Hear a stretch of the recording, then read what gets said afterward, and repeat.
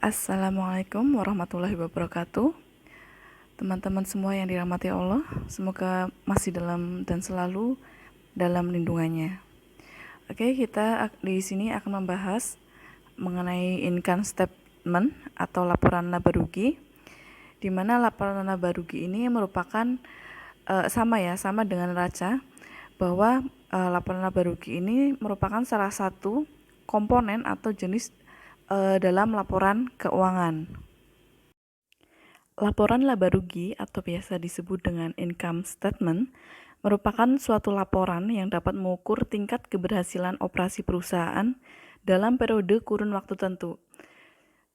Dalam laporan laba rugi, di sini biasanya menyediakan informasi yang kemudian diperlukan para investor maupun oleh kreditor dalam membantu menentukan prediksi baik jumlah, penetapan waktu, maupun ketidakpastian arus kas di masa yang akan mendatang.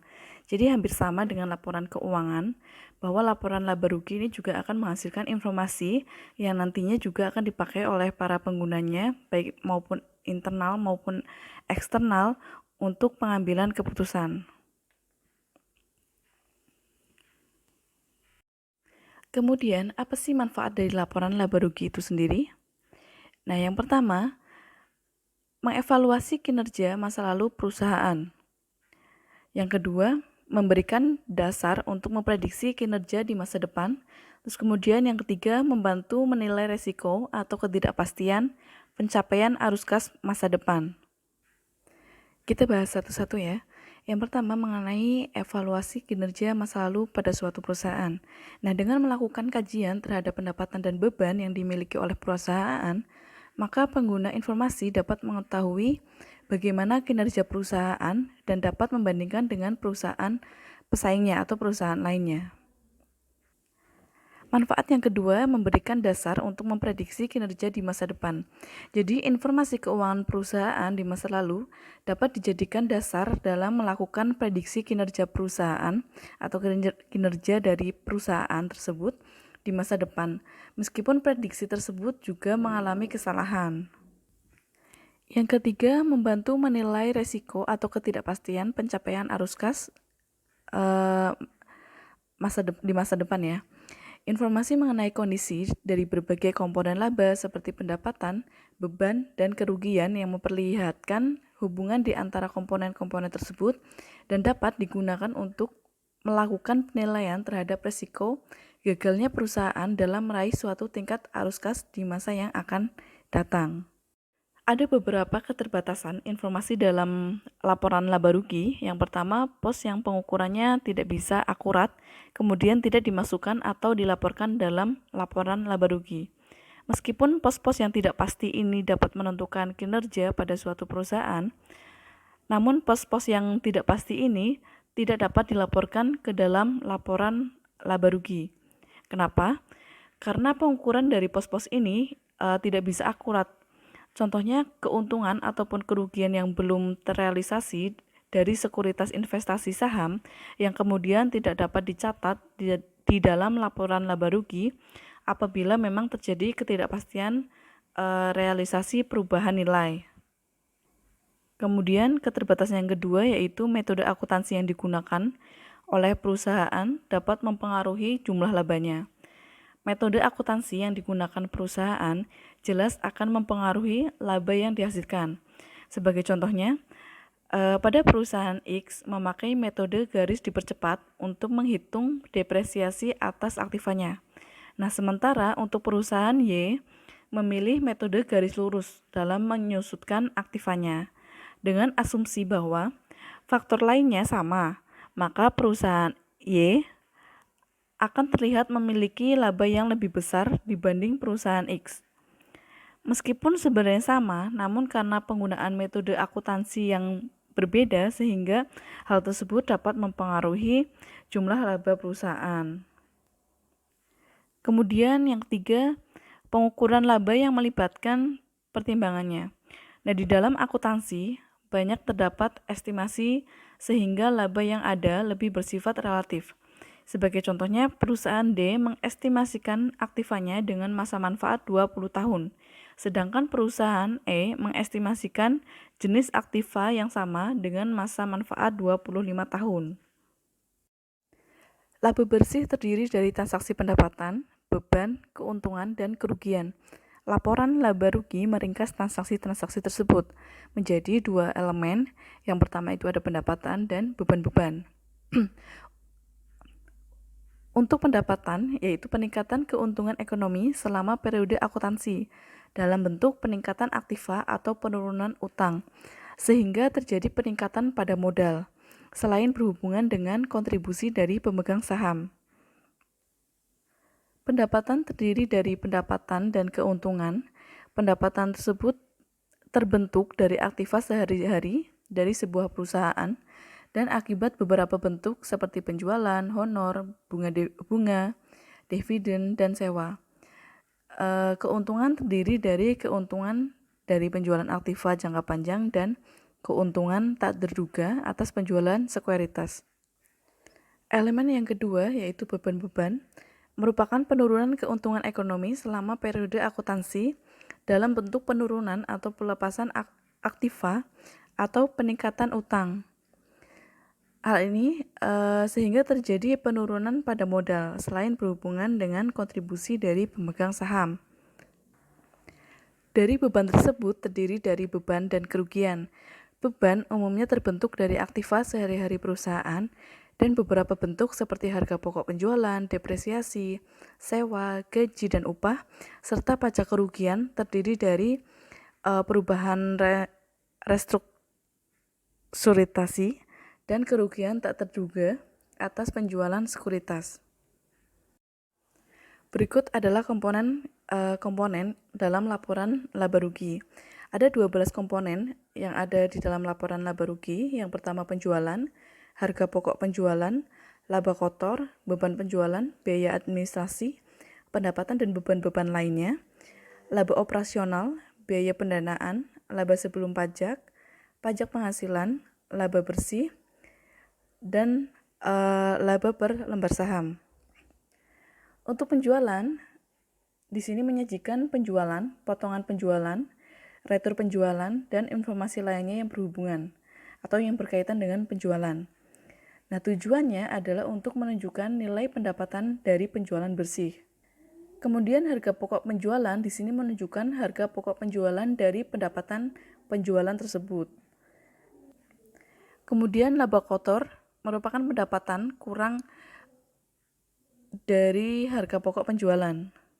Kemudian beban penjualan di sini melaporkan beban biaya dari usaha perusahaan dalam melakukan penjualan.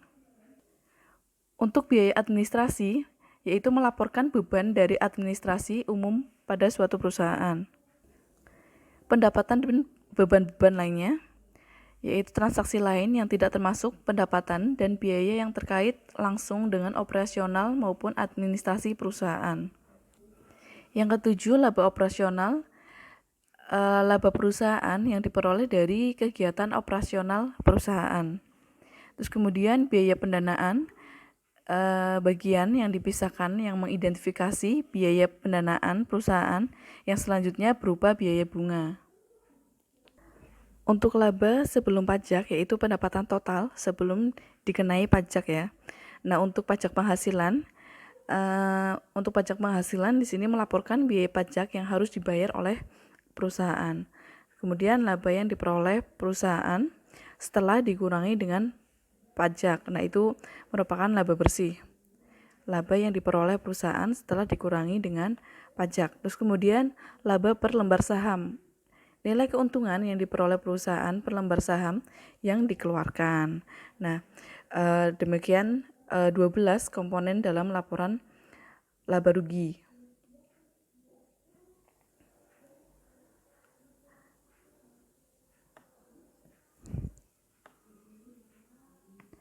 Komponen-komponen dalam laba rugi ini pada saat pengungkapan membantu penggunanya dalam memahami performa keuangan untuk tahun berjalan dan berdasarkan sebuah basis untuk memprediksi hasil di masa depan.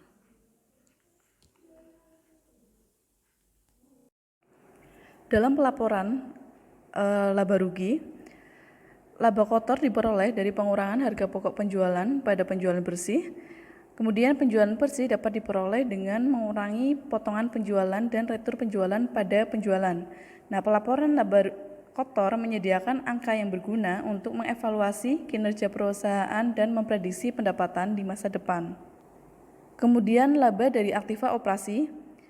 Laba dari aktivitas operasi diperoleh dengan mengurangkan beban penjualan, beban operasi dan juga beban dan pendapatan lainnya pada laba kotor. Laba dari aktivitas operasi menekankan pada item yang mempengaruhi aktivitas bisnis sehari-hari.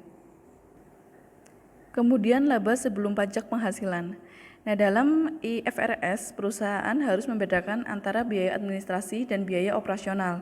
Jadi, dalam laporan laba rugi, perusahaan harus memisahkan antara biaya administrasi dan biaya operasional.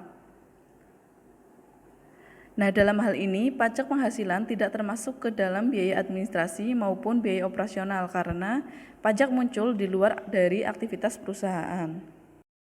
Untuk laba bersih diperoleh dari menjumlahkan seluruh pendapatan perusahaan yang dikurangi dengan seluruh biaya, baik biaya administrasi maupun biaya operasional pabrik termasuk pajak. Nah, untuk pajak penghasilan ditentukan setelah perusahaan mengetahui besarnya pendapatan bersih hasil dari menjumlahkan seluruh pendapatan perusahaan yang dikurangi dengan seluruh biaya perusahaan. Kemudian alokasi kepentingan non-pengendali. Apabila sebuah perusahaan mengakuisisi perusahaan lain dengan cara membeli sebagian besar atau seluruh saham yang beredar, maka perusahaan tersebut akan menjadi induk perusahaan dan dapat menentukan pembagian laba bersih perusahaan yang diakuisisi. Contohnya begini, perusahaan ABC membeli seluruh saham perusahaan XYZ. Nah, pada bulan September, katakanlah perusahaan XYZ memperoleh laba bersih sebesar 1,5 miliar. Perusahaan ABC memutuskan untuk membagi laba tersebut dengan rincian perusahaan ABC mendapat 1 miliar dan untuk perusahaan XYZ memperoleh sebesar 500 juta sebagai kepentingan non-pengendali. Nah, untuk perinciannya atau untuk pencatatannya sebagai net income sebesar 1,5 miliar. Kemudian untuk atribut table dari kayak pembagian yang laba tadi, untuk ABC itu 1 miliar, sedangkan untuk non controlling itu sebesar 500 juta. Nah, jumlah ini menunjukkan alokasi dari pendapatan bersih ataupun kerugian perusahaan, bukan untuk menunjukkan pendapatan ataupun beban perusahaan. Kemudian laba per lembar saham merupakan pendapatan perusahaan yang dibagi kepada para pemegang saham. Angka yang ada pada laba per lembar saham menunjukkan jumlah uang yang dihasilkan per lembar saham biasa, bukan jumlah uang yang dibayarkan kepada pemegang saham dalam bentuk dividen.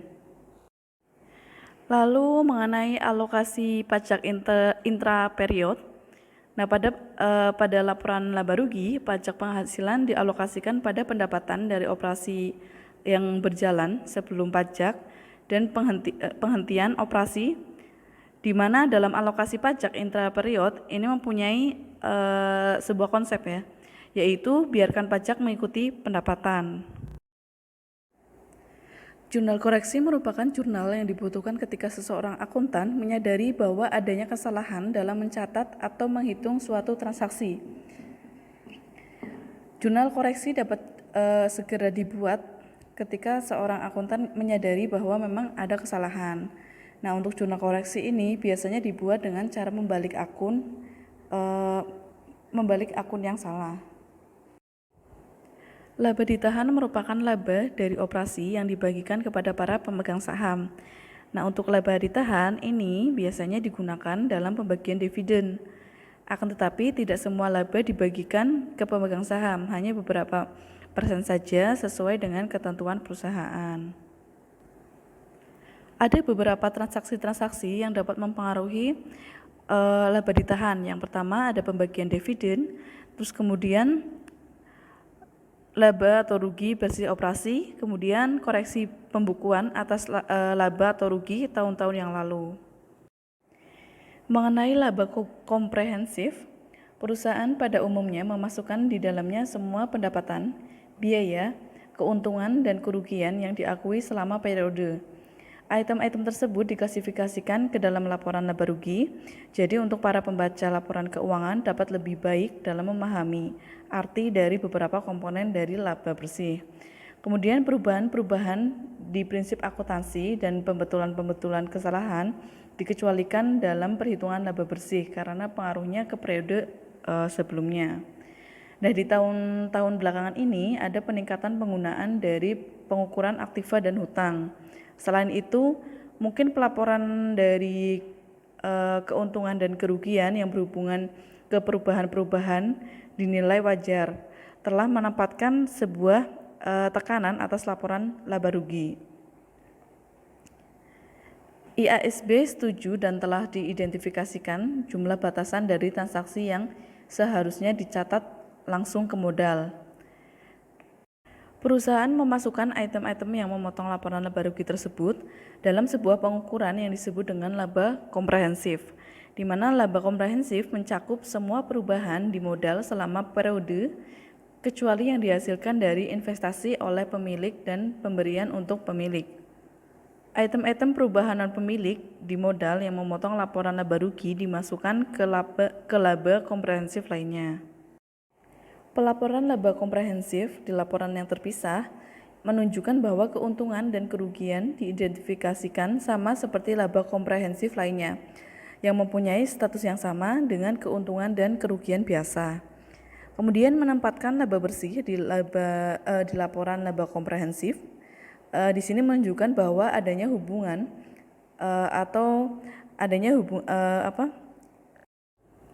Pendekatan yang kedua dalam pelaporan komprehensif income disajikan kombinasi laporan laba komprehensif. Nah, dalam laporan ini laba bersih sebagai subtotal dan total laba komprehensif sebagai total akhir. Nah, untuk gabungan laporan keuangan laba komprehensif ini mempunyai keuntungan tidak membutuhkan laporan keuangan baru. Kemudian laporan perubahan modal.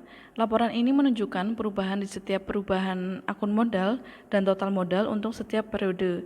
Jadi untuk laporan perubahan modal di sini juga ada beberapa item yang dimasukkan seperti laba komprehensif selama periode, terus kemudian iuran dan pembagian ke pemilik, terus kemudian rekonsiliasi jumlah tercatat setiap komponen modal dari awal sampai akhir. Perusahaan biasanya menyiapkan laporan ini dengan format kolom sehingga mempermudah bagian accountingnya atau bagian penyusun laporan untuk memasukkan nominal-nominal dalam laporan perubahan modal. Demikian materi yang dapat saya sampaikan mengenai laporan laba rugi. Untuk referensi buku yang saya gunakan dari awal sampai terakhir itu menggunakan bukunya Kieso 2010 dan juga Imam Santoso 2019 mengenai akunting keuangan menengah, dan juga banyak artikel-artikel lain yang bisa digunakan sebagai referensi. Sekian dari saya. Wassalamualaikum warahmatullahi wabarakatuh.